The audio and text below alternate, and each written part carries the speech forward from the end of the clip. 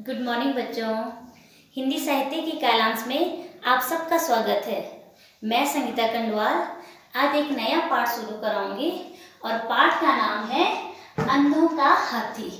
बच्चों, आपको पाठ के नाम से ही मालूम हो रहा है कि यह एक कहानी है और इस पाठ को मैं एक कहानी के रूप में ही आपको सुनाऊंगी। चलिए, कहानी कुछ इस प्रकार से है। अंधों का हाथी। एक गांव में 4 अंधे रहते थे। वे चारों के चारों एक ही गांव में पैदा हुए थे।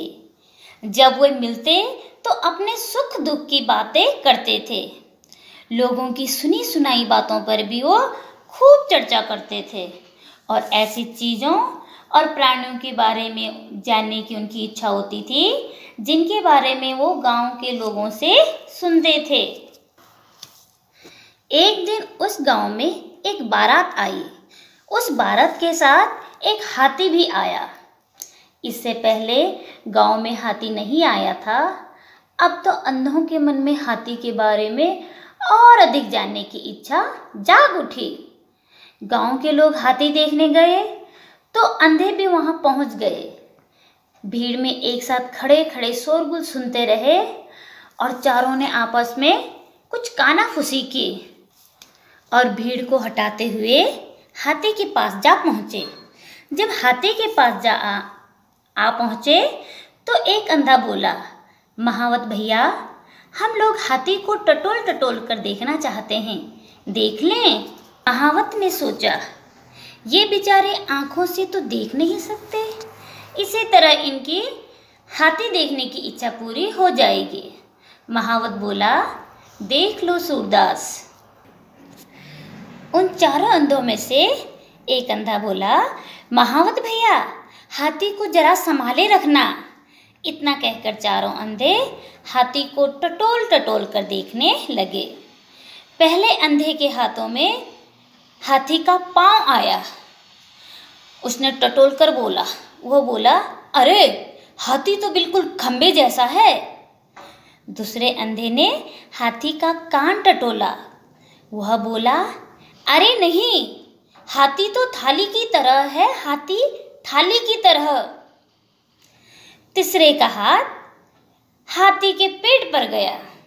वह अच्छी तरह टटोल कर बोला, तुम दोनों झूठ बोल रहे हो, हाथी मटका जैसा है, मटका। चौथे अंधे के हाथों में सूंड आई। तीनों अंधे अलग अलग तरह से हाथी के बारे में बता चुके थे, इसलिए उसने बड़े आराम से सूंड को ऊपर नीचे टटोला, फिर कड़क कर बोला, कठोर शब्द में बोला, तुम सब बेकार के हाँक रहे हो, हाथी तो रस्सा जैसा है। वे चारों अपनी कहानी बताने लगे। सब अपनी अपनी बात पर जोर दे रहे थे कि हाथी खंबा जैसा है, रस्सा जैसा है, थाली जैसा है और मटका जैसा है। वे अपनी बात पर अड़े थे और नौबत झगड़ने तक आते आते रह गई। सब लोग अंधों की बातों पर हंस रहे थे। कुछ लोगों ने अंधों को समझाया कि तुम सबने हाथी का एक एक अंग टटोला है, पूरा हाथी नहीं। लेकिन अंधों ने सबकी बातों को एक तरफ रखा। वह सब अपनी बात करते रहे। भीड़ में से किसी ने कहा, यह अंधों का हाथी है भाई, अंधों का। सब लोग खिलखिलाकर हंस पड़े और अपने घर की ओर चल दिए। तो बच्चों, आपने देखा ना इस कहानी में कि किस प्रकार से ये चारों एक दूसरे की बातें सुने बिना ही अपने अपने ख्याल या विचार बताने लगे। जबकि हाथी खंबा जैसा था, थाली, मटका या रस्सा जैसा था नहीं ना। तो प्यारे बच्चों, ठीक इसी तरह हमें भी कभी कभी किसी बात को अच्छे से समझने के लिए दूसरों की बातों को ध्यान से सुनना और समझना चाहिए, ताकि हम उस बात को और अच्छे से समझ सके। बच्चों, हमें दूसरी बात पर भी विशेष ध्यान देना है। जैसे महावत, कहानी में महावत ने उन चारों अंधों की मदद की थी ना, की या नहीं की?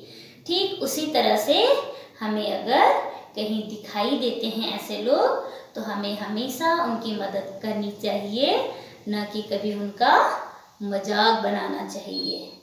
ठीक है, आज के लिए इतना ही। आज का आपका होमवर्क है कि आपको इस पाठ को 2 बार अच्छे से वाचन करना है। फिर इससे संबंधित अगली वीडियो में मैं काम दूंगी। तब तक के लिए इतना ही। Thank you. मिलते हैं अगली वीडियो में। Bye bye.